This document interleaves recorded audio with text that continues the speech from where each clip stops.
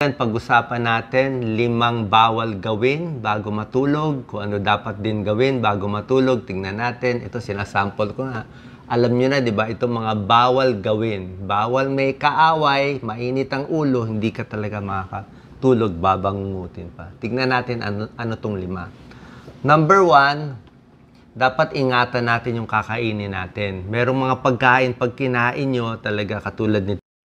Kung masyadong spicy foods, diba? Maanghang masyado, matataba masyado, baka hindi ka makatulog. Maghihintay tayo ng 3 oras at least bago tayo hihiga.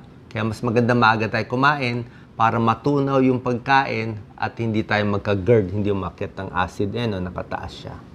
Okay, so dapat yung tamang pagkain, iwas sa mga pagkaing makakasakit sa tiyan.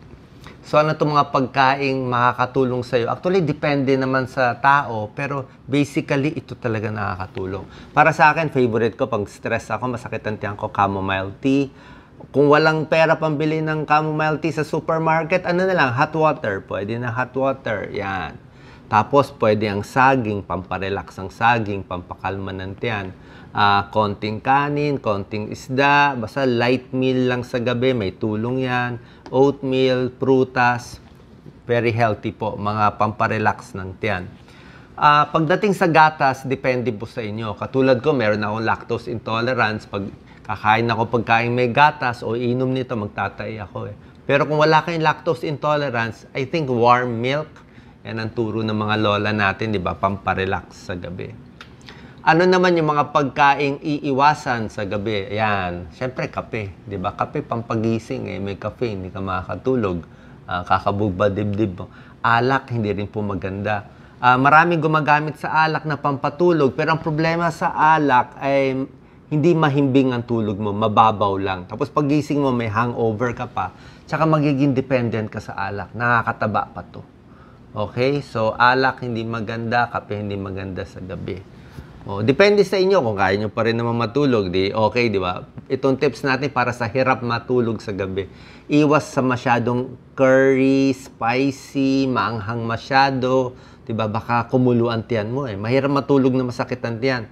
Matatabang pagkain, oily, fatty foods. Ang problema sa fatty foods, matagal matunaw. Ang tagal matunaw nito. 4 or 5 hours na sa tiyan mo pa yan. Kaya lagi ka pang busog. Mahirapan ka matulog.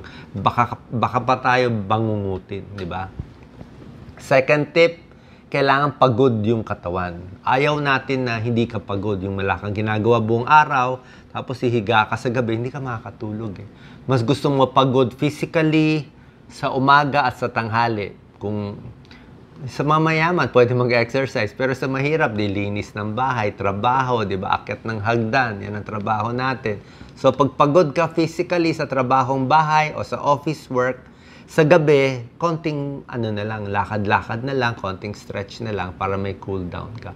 Mas pagod ka sa umaga, mas makakatulog ka sa gabi. Isang tip pa, mas maganda po, pwedeng hindi na mag-siesta. Alam ko masarap matulog sa tapos ng tanghali o minsan sa lunchtime. Kaya lang, kung matutulog ka sa tanghali, minsan hindi ka na makatulog sa gabi. So, kung talagang may insomnia ka, medyo try mo pigilan ang pag-siesta, ipunin ang tulog sa gabi. Number 3, ang bawal gawin, bawal magalit. Kasi talaga kung may galit ka, may issue ka, try mo na natin ma-resolve, di ba? Mag-usap kayo ng partner mo, ng mga kaibigan mo, paano matanggal yung galit sa ulo mo. Tingnan mo, hindi siya makatulog Man should forget his anger before sleeping, sabi ni Gandhi. Hindi ka makakatulog. Sasakit pantiyan mo, ma-heart attack pa yan sa gabi. Number 4, kailangan umihi. Diba? Kailangan urinate fully. Diba? So, ang problema kasi, pag nagkakaedad tayo minsan, may prostate problem. Kaya ihi ng ihi sa gabi. O sa babae, nagkakaedad. O may bladder prolapse, may UTI, kaya ihi ng ihi sa gabi. Nasisira ang tulog natin So, ang payo ko, mas maganda uminom ng tubig, diba? 10 to 12 glasses. Pero, kung meron kayong ganitong problem, prostate, UTI, ihi ng ihi, pwede naman uminom ng maraming tubig sa umaga, pero pag gabi na, medyo bawas na tayo. Para mas makatulog ka sa gabi, bawi na lang tayo sa pag-inom ng tubig, paggising ng 5 a.m., 6 a.m. Ang pinaka-exception lang po natin kung meron kayong kidney stones, bato sa bato. Kung meron kayong kidney stones, wala tayong choice. Inom ka ng tubig kahit sa gabi, madaling araw. Kasi kailangan mahugasan yung kidney stones, maalis yung kidney stones. Pero kung hindi naman, umihi para hindi tayo gising ng gising, masisira ang tulog natin. Number 5, kailangan po, ito po pinakamahalaga, wala kang maraming iniisip. Yan ang bawal. Bawal mag-isip, magplano masyado sa gabi. Kailangan i-cool down na natin yung pag-iisip natin. Ito. Take time to relax. Yan, 1 to 2 hours bago matulog. Relax na. Sarado na yung cellphone, sarado na yung laptop. 1 hour before, last check ng email. Wala na masyadong text. Para makatulog ka. Di ba? Para makarelax ka. Mag-relax. Pwede mo i-plano ng maaga yung next day para wala ka na iniisip. Pero maaga-aga to. Mga 6 o'clock, 7 o'clock ka na ng gabi magplano. Tapos tama na. Yung last 2 hours, pahinga ka na. Magdasal at mag-meditate. Pag na-stress pa rin po, maraming iniisip, maraming problema, try nyo yung deep breathing. May tulong yan. Nag-isip ng bagay na pamparelax lang, hinga lang malalim. To, breathe in 4 to 5 seconds, hinga malalim. Pigil, mga 5 seconds. Pigil, 5 seconds. Ito medyo matagal, 7 seconds. 5, tapos exhale, dahan-dahan, mga 6 seconds. So, dahan-dahan, hinga, pigil, at relax. Maraming sakit matutulungan ng deep breathing exercise. Kung may high blood, medyo bababa yung high blood. Kung may palpitation, mababawasan yung palpitation. Kung maraming iniisip na stress, makakabawas to. Actually, kanina may vertigo ako, nahilo ako. Nung nahilo ako, nag-deep breathing lang ako Medyo kumalma. Dapat kalmado. Okay? Tapos mayroong mga bedtime affirmations. Parang maganda to na iniisip natin na sa buong araw, parang I have done my best. Ginawa ko na yung pinakamaganda. I have earned my rest. Kailangan makatulog na ako, di ba? Kasi nagtrabaho naman ako Wala naman ako inaway, love and kindness. Ito, I close this day with pure joy and now drift into a sound sleep. So, nagawa ko trabaho ko.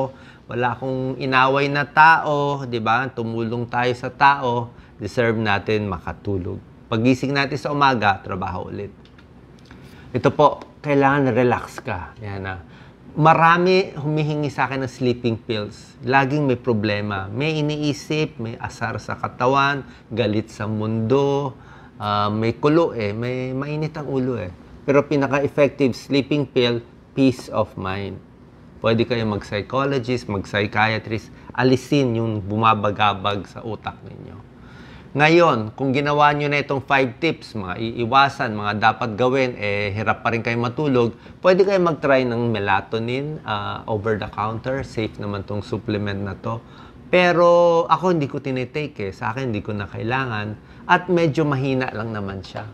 Antioxidant, healthy naman, walang masama. Pero yung iba kahit ang may melatonin, hindi pa rin makatulog. Parang may tulong makatulog konti. Pero yung talagang insomnia na talaga, hindi makatulog, kailangan nyo na ng sleeping pills. Pero ang sleeping pills, doktor magbibigay, kailangan may S2 license, magkukonsulta ka sa doktor mo, hindi basta-basta makakabili nito. At syempre, titimbangin ng doktor, kailangan nyo ba talaga to? Kasi kung gabi-gabi, baka ma-addict ka dito, di ba? Ma-addict ka, mag-groggy ka sa gabi. Ayaw naman natin araw-arawin mo kasi nagiging dependent ka rin dito. So, consult your doctor kung bagay sa iyo ang sleeping pills.